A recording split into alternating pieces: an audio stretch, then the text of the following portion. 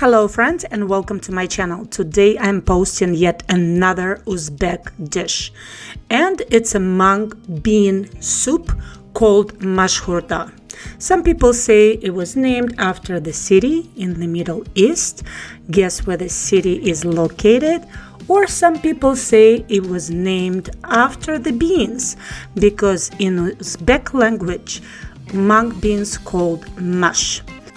Anyway, it's an exceptional soup and it's very delicious. Sometimes it's made with lamb, sometimes it's made with beef, but it is certainly a soup to try. Let's get started. Let's talk about mung beans for a second. It's these green pebbles you see on your screen. In some cultures, actually in the Asian culture, they called mung beans. In the Middle East, they called mush. And in India, they called green gram. Mung beans are rich in potassium, magnesium, and fiber.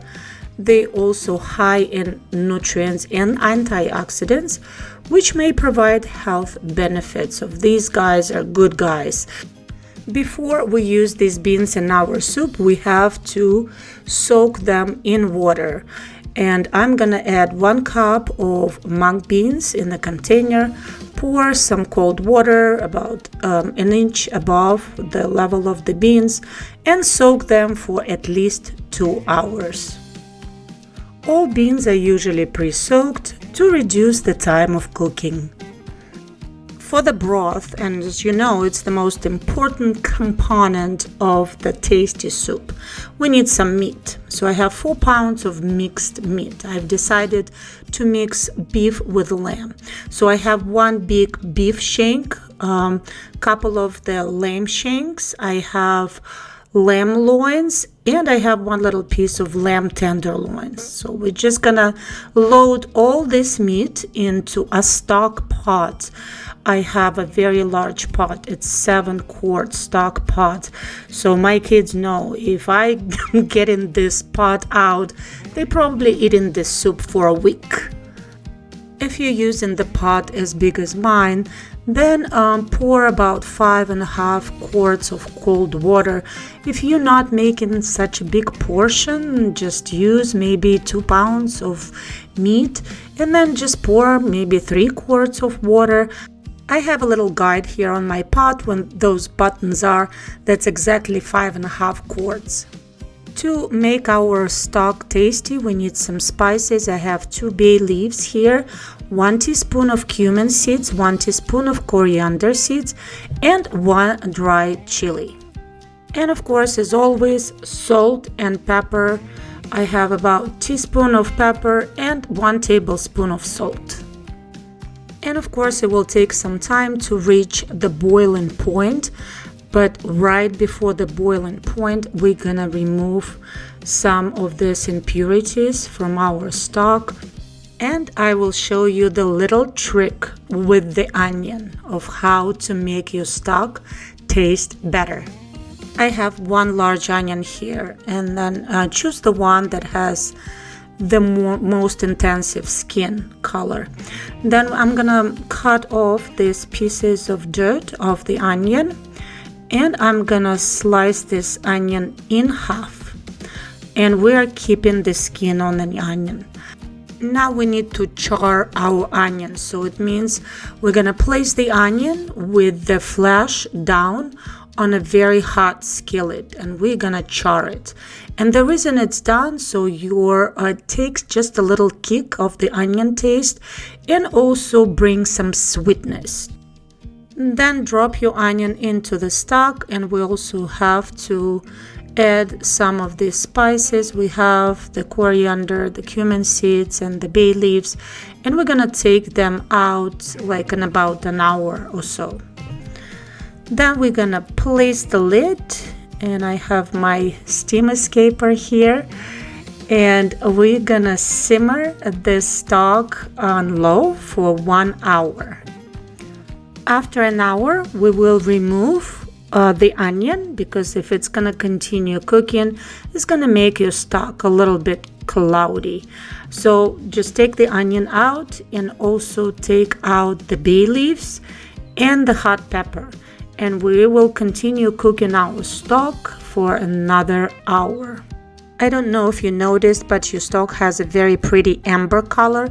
That's because of the onion skin.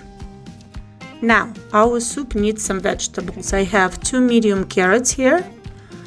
I also have 1 large yellow bell pepper, or you could use the green one. 2 medium tomatoes, I'm using Roma.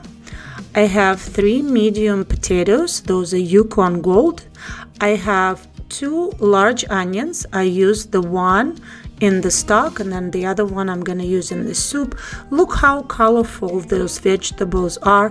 We pretty much have every single color except the green, and it's gonna be our little bunch of cilantro, parsley, and dill.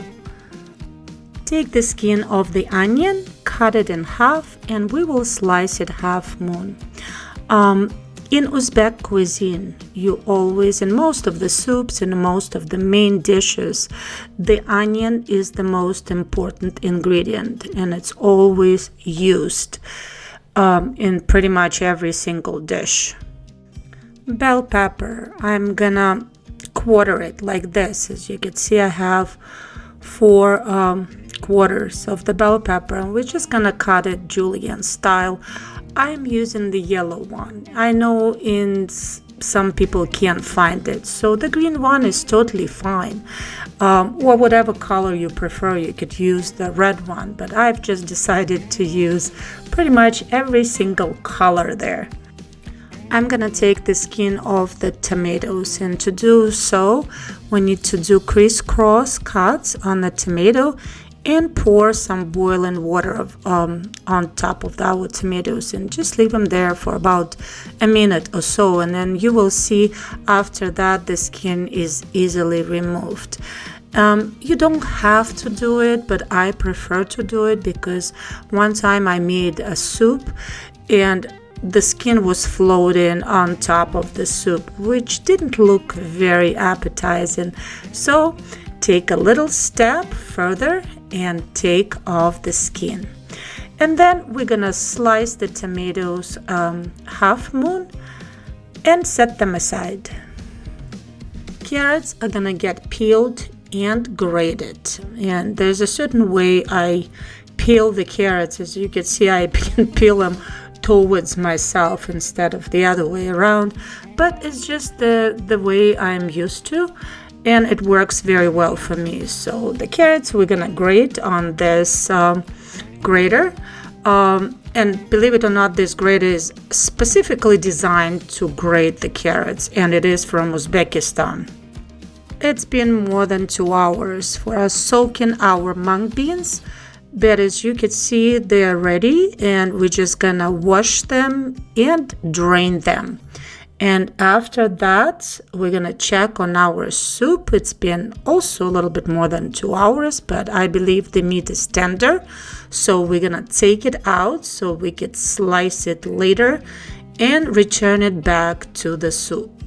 And then I am gonna take out, using that strainer, that sieve, I'm gonna take out all the little seeds that we dropped on our stock, like the coriander seeds and the cumin seeds, or you could just simply strain your broth or stock. Now we're gonna flavor our broth even further.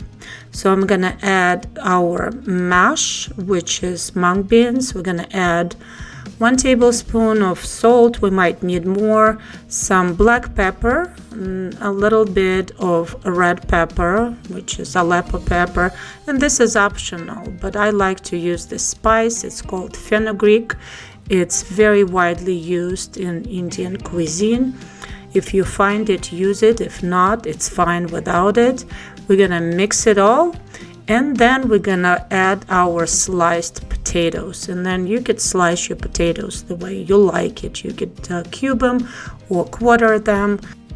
Then close the lid and cook it for 20 minutes. While our potatoes and beans are cooking, we're gonna deal with the meat. So I'm just gonna go piece by piece and remove all the membranes and just leave the edible pieces in there. And if you ask me why am I doing it with my hands, you have to understand. Come on, guys. I cook for my family. I'm in my home, and I'm gonna sound like Nona Pia, the 87-year-old blogger who says, my hands are clean. So yes, my hands are clean. I wash them 25 times during this whole filming process. Remember, all these vegetables, we need to saute them so they can go in the soup. And to do that, we're gonna add 2 tablespoons of olive oil into the skillet. And first we're gonna cook the onions and just soften the onions a little bit and make them golden brown. While they're cooking, we're gonna return the meat back to our soup. And as you can see, our potatoes are done. And we all just have to do is to put the vegetables in there.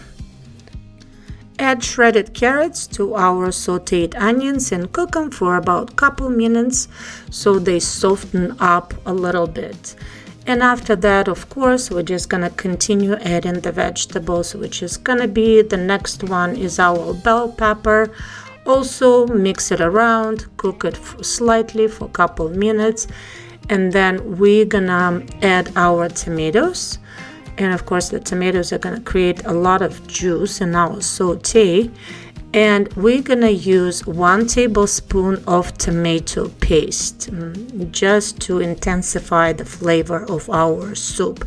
So the tomato paste is gonna go into our vegetable saute. We're gonna flavor it with some cumin seeds, and I have not seen a dish in Uzbek cuisine that does not use the cumin seeds, so that's a must. We're gonna close the lid and slightly steam our vegetable saute, and as you can see, it's ready to go into our soup. So we're just gonna add it all at once into our soup and just check on things here. As you can see, the mung beans are done, the potatoes are done. The last thing to go in our soup is our vegetable saute. Then we're gonna mix it all around. Look how pretty this soup looks. Then chop some fresh herbs. I have a combination of cilantro, parsley, dill, and a little bit of red onion. We're just gonna sprinkle half in the soup. Then we're gonna close the lid and cook it for just 20 minutes. And after that, it's ready to be served. And look at this soup, guys.